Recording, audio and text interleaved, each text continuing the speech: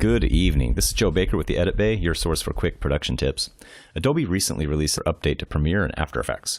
One feature in particular I'm really excited about. If you've ever wondered just how far you can push dynamic link, the answer is not too far, especially when you're moving between Premiere and After Effects. And what I mean by that is I'm right here in Premiere, I'm working on this short film right here, and I wanted to do something simple. I just wanted to add this lens flare right here and also to denoise my footage, which I believe works a little bit smoother in After Effects. So if I came over to After Effects, I've got my layer right here for my optical flares, for my lens flare.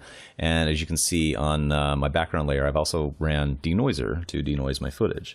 Now, using dynamic link, you can see that my effects have been updated right here in Premiere, but I do have this red line right here, meaning first of all, denoiser is not a real-time effect, which means it's not going to give me smooth playback.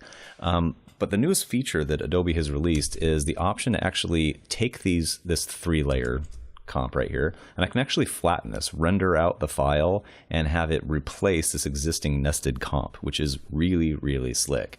I mean, you can imagine I do have a relatively simple comp here, but this would just as easily be something that's 15 layers long with, pre-comps inside of pre-comps, which is going to just cause me a lot of problems back here in Premiere, because then I'm going to be having lagging playback and it could cause all kinds of problems, slow my system down, cause potential crashes. But check this out. Now if I just right click on this clip, I can go to render and replace. I'm going to go ahead and click on that. And it's going to match my sequence settings, which means my frame rate and my resolution. It's going to give me a QuickTime file out of it.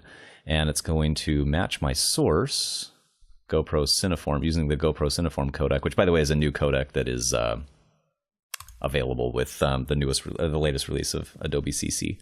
And it's going to put that rendered file next to my original source file right here on my drive. So I'm going to go ahead and click OK.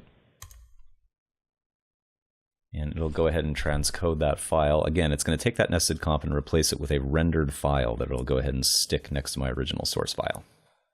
So now you can see the nested After Effects comp that used to be indicated by a pink clip is now replaced with this white flattened rendered clip. So this, instead of having that, of course, red bar indicating that I need to render my timeline, it's now yellow, and I can go through and play this back in real time. So this is a super, super helpful tip. Now if you go over to Adobe's website, you can take a look at everything that they've added with this recent update, render and replace for After Effects comp, accelerate the playback of visual effects heavy sequences by rendering After Effects comps into flattened video clips. Dynamic link ensures that you can revert back to the original comps if needed. So let's say I needed to go ahead and, let's go back to Premiere. Let's say I needed to retweak this a little bit. I can always go ahead and right click on it and restore the unrendered file on here, which would allow me to go back into After Effects, tweak a couple settings, and then I could just repeat the process all over again if I wanted to right click on it and go to render and replace.